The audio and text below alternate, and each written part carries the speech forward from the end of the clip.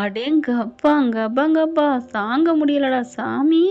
நம்ம தமிழ்ச்செல்வி வேற லெவலுங்க. மதியவே தூக்கி சாப்பிட்ரும் போல இருக்கே, அழுகு மதியவே. அம்மம்மம்மம்மா, என்ன ஒரு ஆக்ரோஷம், என்ன ஒரு வேகம். சவால் விடுறதுக்குன்னே பேர் போனவ நம்ம தமிழ்ச்செல்வின்னு சொல்லலாங்க. பேசாம ரோசக்காரி அப்படின்னு கூட வச்சிருக்கலாம். என்ன ஒரு வேகம், என்ன ஒரு உத்தியோகம் போட்டு மாமியாரை கீழு கீழு கிழிச்சு எடுத்துட்டு கிளம்புது பாருங்க. சென்னைக்கு போறதென்ன வர்றதென்ன. ஐயையையோ! என்ன சொல்லணும் ஒன்றும் புரியலைங்க. ஆஹாஹாஹா! எனக்கு இதில் ஒரே ஒரு டவுட்டு என்னன்னா, 9 மணிக்கு பஞ்சாயத்துக்கு போயிருக்காங்க. 2 மணி நேரம் நின்னாங்களாம். 11 மணி. அதுக்கப்புறம் முடிஞ்சு வீட்டுக்கு போயிருப்பாங்க 12 மணி. இங்கே ஈஸ்வரி போயிட்டு புள்ளைய தூக்கிட்டு போயிருக்கும் 1 மணி. அதுக்கப்புறம் இந்த அம்மா அங்கே போய் கிளம்பி போய் என் புள்ளைய தாடின்னு கேட்கும் ஒரு 1:30 மணின்னு வச்சுக்கோங்களேன், 2 மணின்னு. அதுக்கப்புறம் 2 மணிக்கு மேலே வீட்டுக்கு வந்து நகையை அடகு வைக்க போகிறாங்க ஒரு 3 மணி. 3 மணிலேருந்து அப்படியே போயிட்டு ஃப்ளைட்டுக்கு போகுது. அங்கே இருந்து 2 மணி நேரத்தில் சென்னைக்கு போயிட்டாங்களாம். அங்கேருந்து டாக்ஸி பிடிச்சி போகிறாங்க. அந்த லொக்கேஷன் மலரும் அனுப்புது. அங்கே போனால் எப்படியும் ஒரு 6-7 மணி. ஆனால் 2 மணி இவங்க சொல்லலாம் டக்குன்னு வந்துட்டோன்னு. இந்த 7 மணி வருது, டைம் கணக்கு காமிக்குது.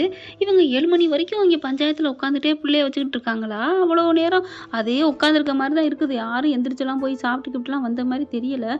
அப்படியே சாப்பிட்டு வந்திருந்தாலும் 7 மணி வரைக்கும் வாங்க மீட்டிங் நடந்துட்டுருக்கோம். என்னங்க கதையில் கால் இல்லைன்னு சொல்லுவாங்க, காதில் கொஞ்சோண்டு பூ சுற்றலாம், ஒரு லாரி பூவை சுற்றினா என்ன சொல்கிறது? இதுக்கு பேசாமல் பருத்தி மூட்டை குடம்ல இருந்துக்கலாம்னு சொல்கிறீங்களா? நான் சொன்னது பிள்ளைய வேணாண்டு இருந்திருக்கலாம் தமிழ்ச்செல்வி, அப்படி சொல்லவில்லைங்க. அந்த பருத்தி மூட்டை கணக்கில் என்ன சொல்ல வரேன்னா, பாட்டி வந்து இந்த ஈஸ்வரி தைரியமாக நம்பி போனா பார்த்தீங்களா? அதாவது தமிழ்ச்செல்வி மேலே ஒரு நம்பிக்கை வச்சுருக்கா, கான்ஃபிடென்ட் இருக்குது, உள்ளுக்க போக மாட்டான்னு. ஆனாலும் அப்பத்தான் போய் தூக்க போணுச்சு இல்லையா?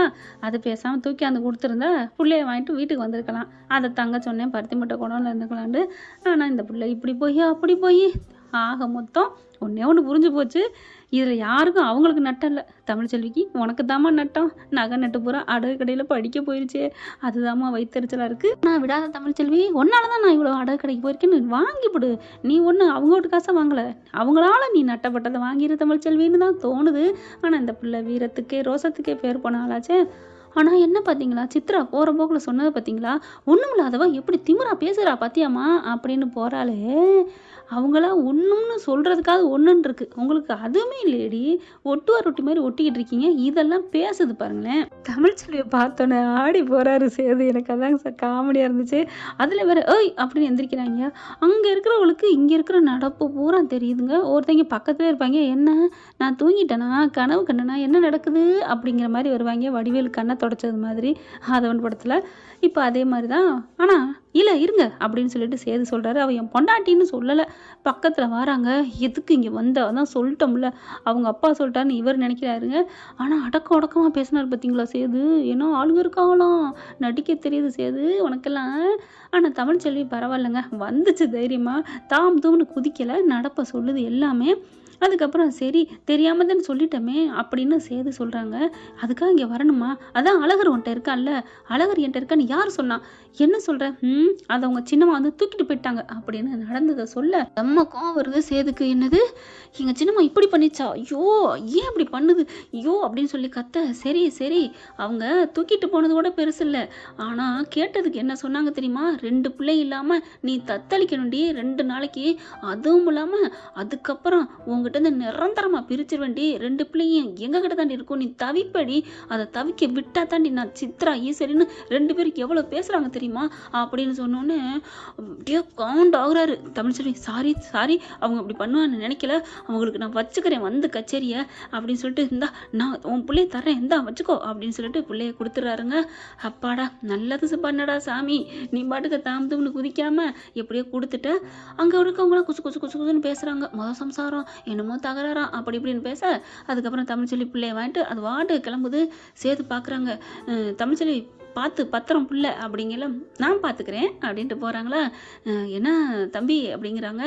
ஒன்றும் இல்லை புள்ள அவங்க இருக்கணும் அப்படி இப்படின்னு ஏதோ சமாளிக்கிறாரு. பரவாயில்ல தம்பி இருக்கட்டும் இருக்கட்டும், இதெல்லாம் என்ன பண்ணுறது, தனிப்பட்ட வாழ்க்கையில் 1000 இருக்கும் போகும், அதெல்லாம் இதுக்குள்ள சொருக வேணாம், விட்டுரு அப்படின்னு சொல்லிட்டு, சரிப்பா மீட்டிங் முடிஞ்சுக்கிச்சு நாளைக்கு பார்த்துக்கலாம், எல்லாம் சாப்பிட போமா அப்படின்னு எல்லாம் கிளம்புறாங்க. வெளியில் தமிழ்ச்செல்வி வராங்க. வந்துட்டு மலர்கிட்டையும் கருப்பும் பார்க்குறாங்களா.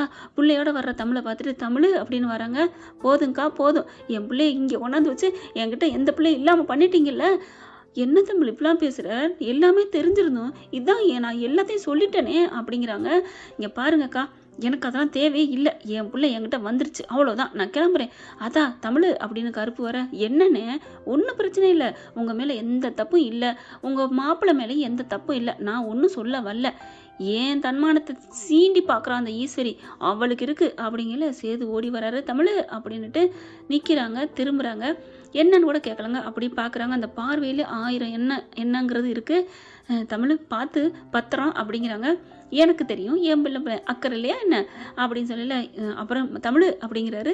திரும்பி போகிறாள். மறுபடியும் என்ன அப்படின்னு மாதிரி பார்க்க, என்னை மன்னிச்சிரு, நான் கண்டிப்பாக இருக்கேன், உங்களுக்கு இப்படி பண்ணுவான்னு நினைக்கவே இல்லை, நான் இப்போயே ஃபோனை போடுறேன் அப்படின்னு சொல்ல, நீங்கள் என்ன வேணால் பண்ணிக்கங்க அப்படின்ட்டு இவங்க கிளம்பிடுறாங்க. மலரும் பின்னாடியே போகுது. வர்றேன்க்கா, என்னை விடுங்கக்கா, கொஞ்சம் ஒரு நாளைக்கு இருக்கும், இங்கே தான் இருப்பேன் அப்படின்னு பார்த்தா கிளம்பிருச்சு பக்கி. இப்போ சேது செம்ம காண்டில் வேகமாக போகிறாங்க அப்பா கிட்ட. எல்லாம் முடிஞ்சிருச்சுல மீட்டிங்கு. அப்பா கிட்ட கடுப்பாய் கத்துறாரு. ஏப்பா எதுக்குப்பா அப்படி சொல்லாம விட்டீங்க அப்படின்னு கேட்க, இல்லைடா ராத்திரி மறந்துட்டேன்டா, காலையில் சொல்லலான்னு பார்த்தா யாரும் ஃபோன் எடுக்கலடா அப்படிங்கிறாங்க. ஃபோன் எடுக்கலையா? அதுக்கு ஃபோன் எடுக்காம வந்துட்டு கத்திட்டு போகிறா. உடனே மலர் பார்க்குது. மாமா இதெல்லாம் என்ன மாமா அநியாயம்? காலையில் அப்படியே எடுத்து சொன்னாலும் அவங்க போய் அங்கே 2 மணி நேரம் காத்துட்ருக்காங்கல்ல, காலையில் சொல்லலாமா? முன்னாடியே சொன்னா தானே. ஒரு சாப்பாடு இல்லை அப்படிங்கிறத சாப்பிட போகிற நேரத்துக்கு சொன்னால் அவங்க என்ன பண்ணுவாங்க? அந்த மாதிரி தான் இது. என்னம்மாம்மா, சரி விடு மலரு, இப்போ என்னடா ஆச்சு அப்படின்னு ராஜா கேட்க எல்லாத்தையும் சொல்கிறாரு நடந்ததை. ஐயோ இந்த ஈஸ்வரி ஏன் தான் இப்படி பண்ணுறா? அவள் எப்படி பிள்ளைய வளர்ப்பான்னு நினச்சி பிள்ளைய தூக்கிட்டு போயிருக்கா அப்படின்னு சொல்லிட்டு கடுப்பாகிறாங்க. இப்போ என்னடா பண்ணுறது? என்ன பண்ணுறதா? கிளம்புவோம், நாளைக்கு மீட்டிங்லாம் கேன்சல் பண்ணு. எனக்கு ஐயோ ஊரில் கெட்ட பேர் ஏற்படுத்தி கொடுத்துட்டாலும் இந்த ஈஸ்வரி, எல்லாம் என் தம்பிக்காக பார்க்க வேண்டியதாக இருக்குது அப்படின்ட்டு எல்லாம் கிளம்புறாங்களா. சரி சேது, இனிமேல் நம்ம இருக்க வேணாம், டிஸ்சார்ஜ் பண்ணிவிட்டு எல்லாம் கிளம்புவோம், முடிச்சுக்கோங்க, கிளம்பிடுவோம். இனிமேல் இது அவள் என்ன பண்ணி வைக்க போகிறான்னு தெரியலை. இங்கே தமிழ் பிள்ளையும் அவள் பண்ணுறதுல தப்பு இல்லை, இது முழுக்க முழுக்க உன் சின்னம்மா பண்ணி வச்ச காரியம்டா அப்படிங்கிறாங்க. மாமா ஆண்டி என்ன பண்ணாங்க? நம்ம பக்கம் இருக்கணுங்கிறக்காண்டி பிள்ளைய தூக்கிட்டு போயிருக்காங்க. ஏய் அறிவிருந்து பேசுறியா? நம்ம பக்கம்னா நானே இல்லாமல் அவன் அழகிறியா அங்கே போகணும்? இல்லை மாமா, இங்கே பார், உன் ஆண்டிங்கிறக்காண்டி ஏதாவது வந்துடும், பேசாத அப்படிங்கிறாங்க. எல்லாத்தையும் முடிச்சுட்டு எல்லாத்தையும் பேக்கப் பண்ணிட்டு கிளம்பணும் ரெடியாக. இந்த ஊரை சுற்றி பார்க்கலான்னு நினச்சேனே, கனவு கண்டு வந்தனே, போச்சேன்னு புலம்பிக்கிட்டு கிளம்புறதுக்கு ரெடியாகிறாங்க. அப்புறமா இந்த அம்மனி நம்ம ஆள் சும்மா சீறி பாஞ்சு அதே டாக்ஸியில் தாங்க போகுது. மறுக்காலம் ரிட்டன் வந்து ஃப்ளைட்டில் போகலங்க. இப்போ புரியுதா? இன்னொரு காதில் பூ சுற்றுறாங்க.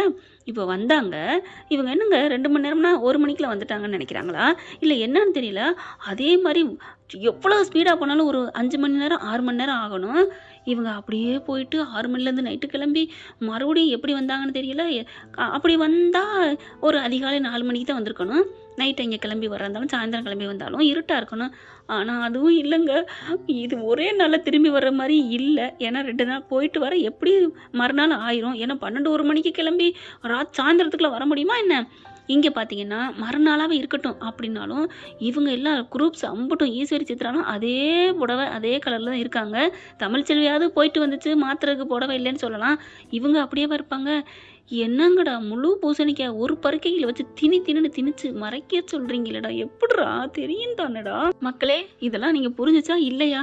இந்த நாடகத்தையே நாங்கள் அப்படி தான் பார்த்துக்கிட்டு இருக்கோன்னு சொல்கிறீங்களா? வேறு வழி இல்லாமல் சரி என்ன பண்ணுறது, விடுங்க. ஆராயப்படாத பழமொழியை அனுபவிக்கணும் அப்படின்னு சொல்லியிருக்காங்க. அதனால தான் விட்டுறாச்சு, விடுங்க. நேராக வீட்டுக்கு கூட போகலங்க. இங்கே வந்து சும்மா அப்படி டங்குன்னு அபூர்வ ராகங்களை ரஜினிகாந்த் எப்படி கேட்ட திறந்தாரோ அதே மாதிரி திறந்துக்கிட்டு வருது. அதுங்கெல்லாம் சீறி பாஞ்சிட்டு வருதுங்க. என்ன அப்படிங்கிற மாதிரி கையில் பொம்பளை பிள்ளை எப்படி சேது கொண்டாந்து கொடுத்துட்டானா? ஆமாங்க, ஒருவேளை இவன் ஃபோன் பண்ணி என் புள்ள வந்தாகணும் அப்படின்னு சொல்லியிருந்தா கூட சீக்கிரம் வந்துடலாம். ஆனால் இவங்க அந்த அம்மா போய் அங்கேருந்து கூட்டி வர்றதில்ல. நம்மளை தானே ஆச்சரியப்படுறாங்க. மலர் ஆச்சரியப்பட்ட மாதிரி மதுரையில் வந்துட்டு நம்ம லொக்கேஷன் ஏன் கேட்குறான்னு சொன்னாங்க இல்லையா? அதே மாதிரி தான் இப்போ ஆச்சரியப்பட்டு நிற்க பார்க்குது. என்ன நினச்சிட்டு இருக்கீங்க? என் பிள்ளைய பிரிக்க நினச்சிங்கல்ல, என்னையும் சரி என் பிள்ளையும் சரி பிரிக்க நினச்சிங்கன்னா நீங்கள் அழிச்சிருவேன். தமிழ்ச்செல்வி நான் ஆறுடா நீ அப்படின்னு நெருப்புடா அப்படிங்கிற மாதிரி தமிழ்ச்செல்வி பேச ஆடி போகிறாளுங்க. ஏய் எப்படி அப்படிங்கிற மாதிரி பார்க்க சாவித்திரியும் மோகனாவும் கிட்டக்க வராங்க. தமிழ் எப்படி அப்படின்ட்டு வர மோகனாட்ட மட்டும் கொஞ்சம் தான் பேசுகிறாங்க. என் பிள்ளை எப்படி வாங்கன்னு எனக்கு தெரியும். நான் களவில் வந்து தூக்கிட்டு வர மாட்டேன். நான் அவனுக்கு களவாணி பய மகம் இல்லை அப்படிங்கல. ஈஸ்வரிக்கு கோவம் வருது. ஏய் அப்படின்னு வர, இந்த பார் ஏபி இதெல்லாம் வீட்டுக்குள்ள உட்காந்து எழுதிக்கோ, இன்னொரு வாட்டி என்ன சீன்ற வேலை வச்சுக்கிட்ட செதைச்சிடுவேன் செதைச்சு அப்படின்னு சொல்லிட்டு கெத்தா கிளம்ப. இப்போ அழகர் ஒன்ட்ட இருக்கான், மீனாட்சி என்கிட்ட இருக்கு, போதுமா அப்படின்னு போகிறாங்க. அம்மா என்னம்மா இவ புயலா, புயல் மாதிரி வந்து சீறி பாஞ்சிட்டு போகிறாளே. ஆமாடி, இப்போ சேது என்னம்மா பண்ண போகிறான், அவன்கிட்ட வந்து புள்ளைய இவ போய் பிரிச்சுட்டு வந்துட்டா. ஐயோ நம்ம நினச்சது ஒன்று நடக்கிறது ஒன்றா இருக்கே. இங்கே இதுகளுக்கு வயிற்றால முடுங்குது. இங்கே சொல்லிவிட்டு வீட்டுக்கு போயிடுறாங்களா. போனால் என் அப்பத்தா இருக்குது, அம்மா இருக்குது, எல்லாருக்கிட்டே என்னடி பிள்ளைய தூக்கிட்டு வந்துட்ட, கொடுத்துட்டானா, கொடுக்காம என்ன பண்ணுறது, நடந்ததை பூரா சொன்னேன், அவங்களுக்கு இருக்குது, அவங்க சின்னம்மாவுக்கு இருக்கிறதான் போகிறாங்க அப்படின்னு சொல்லிட்டு இங்கே இருக்க.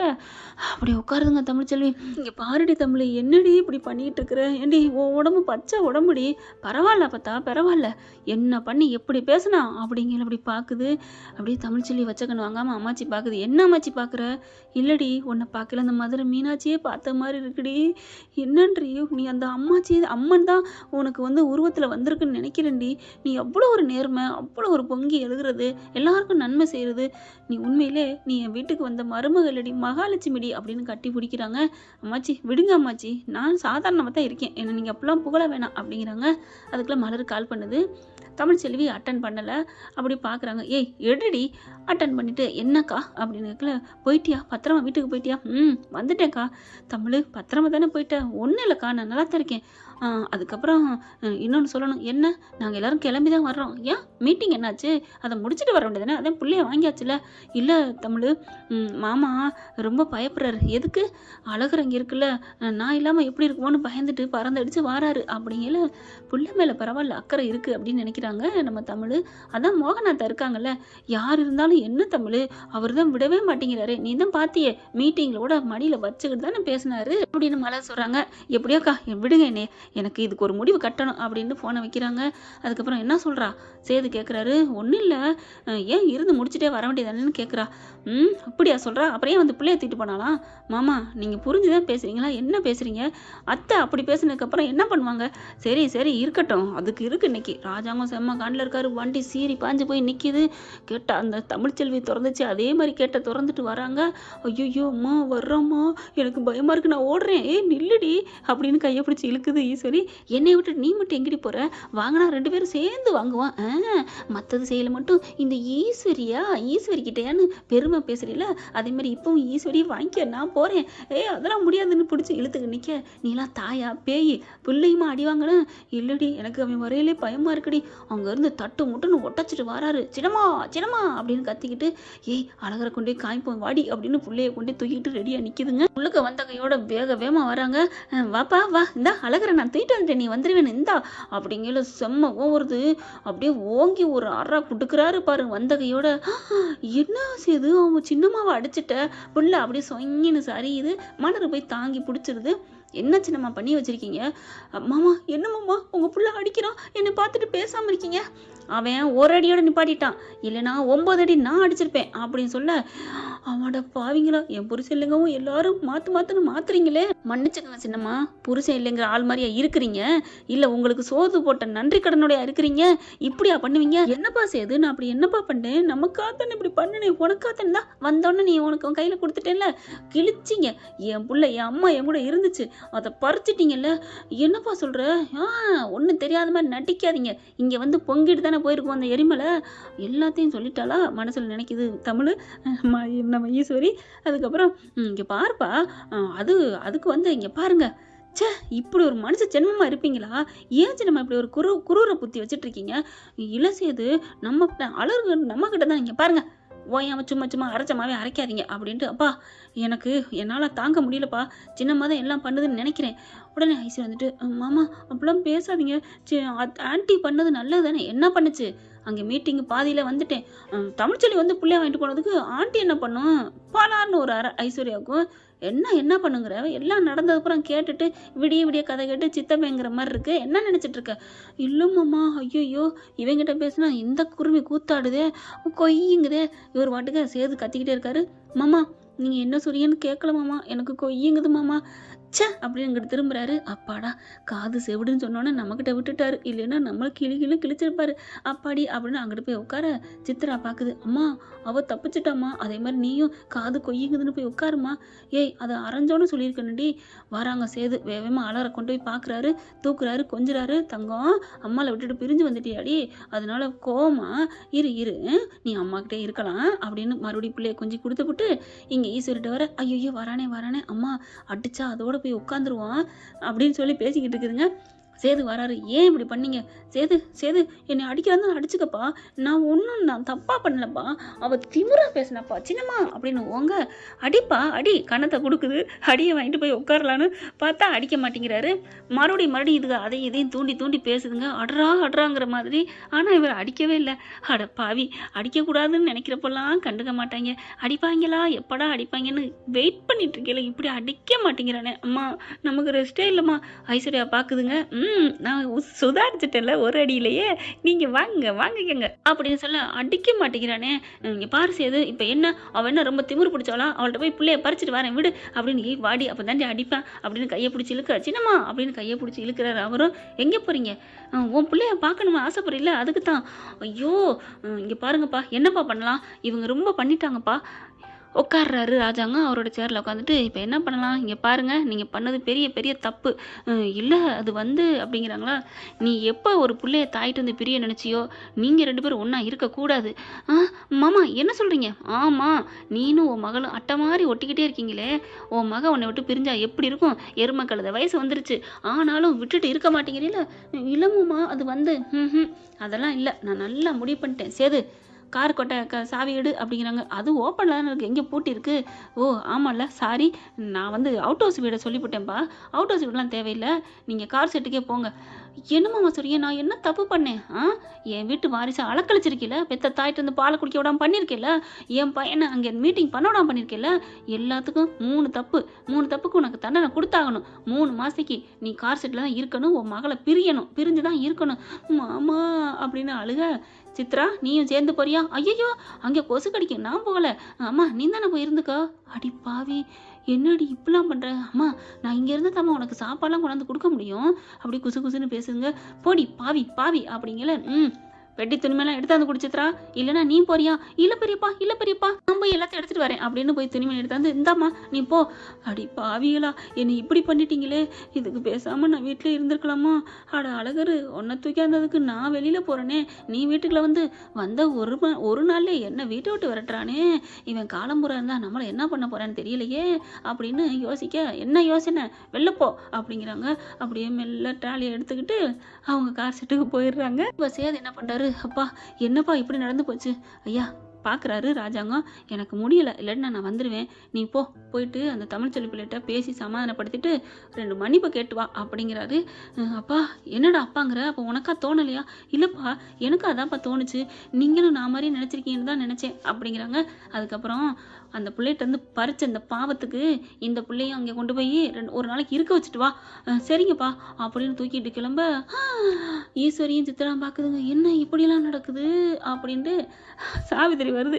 என்ன மதனி, கூலி பலமாக தோண்டிங்க போல இருக்கு, தமிழ்ச்செல்வியும் சேதையும் தள்ளி விடுறதுக்கு. கடைசியில் எட்டி பார்த்து நீங்கள் தொப்புக்கடின்னு விழுந்துட்டீங்க போல இருக்கு. விழுந்ததோடு மட்டும் இல்லாமல் மண்ணை போட்டு மூடிட்டா போல இருக்கு தமிழ்ச்செல்வி. ஏய் என்ன யானை படுத்துருச்சுன்னு நினைக்கிறியா?